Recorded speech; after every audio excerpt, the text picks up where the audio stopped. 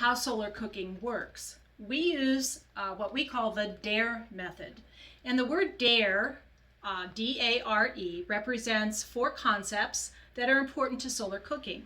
Let's start with the D. The D is direct, and you can see we've added all this reflective material so that we can capture extra sunlight and direct it into the cooking space. The A in D.A.R.E is absorb. And you notice that we have black cookware that we use in solar cooking. The color black absorbs all the wavelengths of visible light and converts it to heat energy. And it's that heat energy that then cooks the food inside the cooking pans. The R in D.A.R.E is retain, because once you've got that heat, you have to find a way to keep it trapped in your cooking space. And there are a number of ways to do that. You can use a reusable oven bag.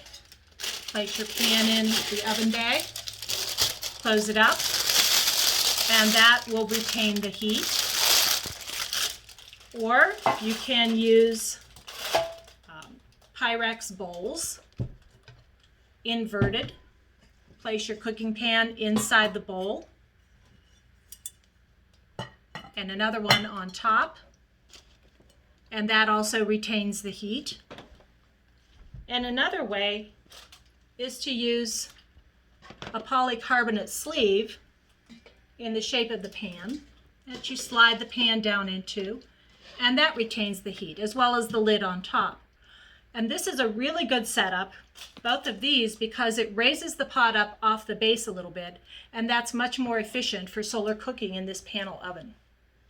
And what about the E? Well, the E could be all sorts of things. Because you're cooking, of course, E is eat. You can eat delicious, wonderful, healthy food with solar cooking. But E can also be a number of other words like educate, enjoy, engineer, experiment. We're outside, and I'm going to talk just for a minute about how you align your Copenhagen to the sun. Okay, this is the rear panel. You face that directly to the sun. If the sun is high in the sky, you bring all the panels up to form a nice cone shape and get as much reflectivity as you can into the cooking space.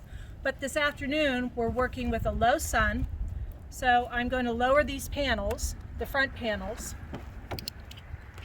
Otherwise, they're going to be creating, you can see, they were creating a shadow on the pot.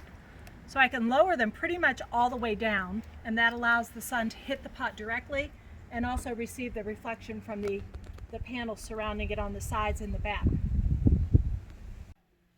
Thank you for joining us today for our makerspace, where we made the Copenhagen Beast.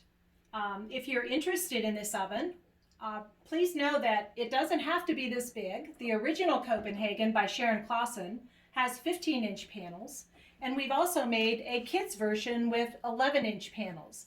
Each one is perfectly functional and able to cook food.